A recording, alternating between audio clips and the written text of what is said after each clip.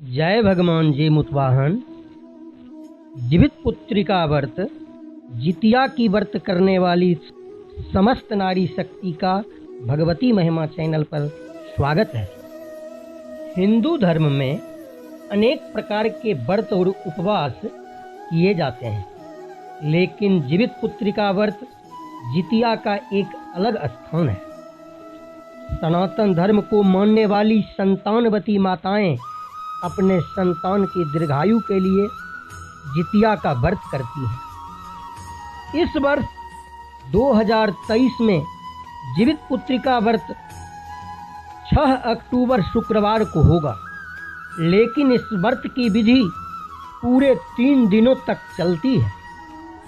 नहाय खाय से शुरू होकर जीवित पुत्री का व्रत पारण तक चलता है। इसलिए हर व्रती के लिए तिथि और व्रत का मुहूर्त जानना बेहद आवश्यक, ताकि व्रत उचित तरीके से उचित मुहूर्त में संपन्न हो सके और व्रत का संपूर्ण फल माताओं को मिल सके। तो आइए आज की इस वीडियो में मैं आपको जीवित पुत्री का व्रत यानी जितिया की संपूर्ण मुहूर्त बताने वाला हूँ कि किस दिन और किस समय नहाय खाय करना है, किस दिन व्रत करना है तथा किस मुहूर्त में किस समय पारण करना है। इसकी पूरी जानकारी आपको आज के इस वीडियो में मिलने वाली है। आपसे करबद्ध निवेदन है कि इस चैनल को जरूर सब्सक्राइब कर लें, क्योंकि इस चैनल पर सनातन धर्म से जुड़ी पूजा पाठ, व्रत एवं त्योहार की विधि, भजन, आरती, गीता और भागवत के उपदेश, सभी व्रत की कथाएं, कर्मकांड, रामायण महाभारत जैसे ग्रंथों के रहस्य, सभी मांगलिक कार्यों के बारे में जानकारी मिलने वाली है। तो आइए व्रत की विधि और मुहूर्त के बारे में जान लेते हैं। जीवित पुत्री का व्रत में सबसे पहले नहाय खाय की विधि होती है। नहाय खाय इस वर्ष 5 अक्टूबर गुरुवार को है। गुरुवार को नहाय खाय सुबह 9:08 के बाद करें। ध्यान रखें, नहाय खाय सुबह 9 बजे से पहले न करें, क्योंकि गुरुवार को सप्तमी तिथि सुबह 9:10 से शुरू होगा। इसलिए अगर आप नहाय खाय की विधि सुबह 9 बजे से पहले करते हैं तो आपका नहाय खाय षष्ठी तिथि में संपन्न हो जाएगा, जबकि नहाय खाय की विधि सप्तमी तिथि में संपन्न होनी चाहिए। मुझे आशा है कि आपको नहाय खाय से संबंधित सभी जानकारी प्राप्त हो गई होगी। अब चलिए अगली विधि की ओर। जितिया व्रत की अगली विधि होती है उठगन। उठगन का अर्थ होता है व्रती द्वारा व्रत से पूर्व किया गया अंतिम भोजन। उठगन की विधि मुख्य रूप से बिहार, झारखंड और उत्तर प्रदेश के इलाकों में प्रचलित है। उठगन करने वाली माताएं इस बात का हर संभव प्रयत्न करें कि उठगन की विधि सप्तमी तिथि में संपन्न हो जाना चाहिए। अगर आपने तिथि का ख्याल नहीं रखा और भूलवश अष्टमी तिथि में अन्न का एक दाना या पानी का एक बूंद आपके मुख में चला गया तो आपका व्रत भंग माना जाएगा। इसलिए उठगन से पूर्व कैलेंडर या पंचांग का सहारा लें और तिथि के बारे में पूर्ण रूप से आश्वस्त हो जाएं कि सप्तमी तिथि कब समाप्त हो रही है। अगर आप खुद से तिथि के बारे में सही जानकारी प्राप्त नहीं कर पा रहे हैं तो अपने पुरोहित या अन्य किसी ब्राह्मण से पूछकर तिथि की अवधि निर्धारित कर लें। इस बार जितिया में सप्तमी तिथि शुक्रवार 6 अक्टूबर को सुबह 9:34 तक है। हो सकता है कोई विद्वान जन आपको उठगन सुबह 9 बजे तक करने का सलाह दे सकते हैं, लेकिन मेरे हिसाब से मैंने बहुत सारे पंचांगों का अवलोकन करने के बाद यह पाया कि जितिया व्रत में उदय और अस्त के विचार का ख्याल रखते हुए शुक्रवार सुबह सूर्य उदय से पूर्व आप उठगन कर लें।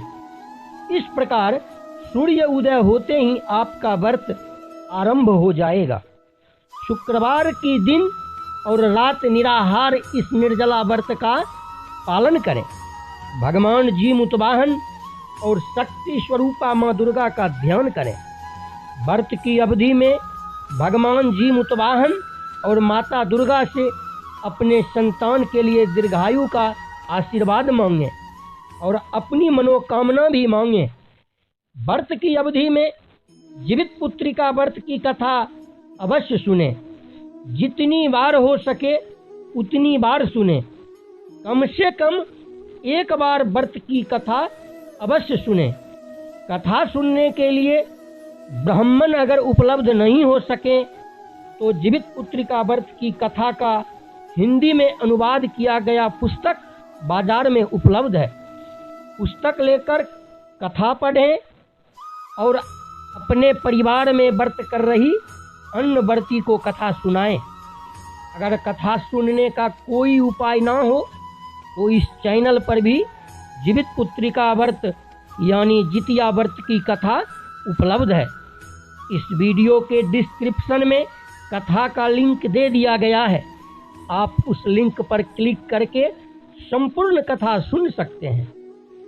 अगले दिन नवमी तिथि यानी 7 अक्टूबर शनिवार को सुबह नित्य क्रिया से निवृत्त होकर स्नान करें।